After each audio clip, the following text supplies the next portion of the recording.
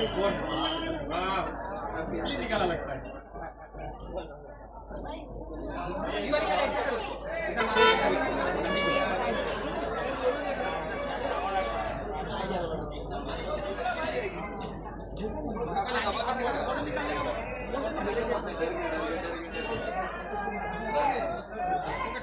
साई दहीकला उत्सव राजाजी पथ दहीहंडी उत्सव 2024 आणि इथेच खंडोबा गोविंदा पथक सलामी देत आहेत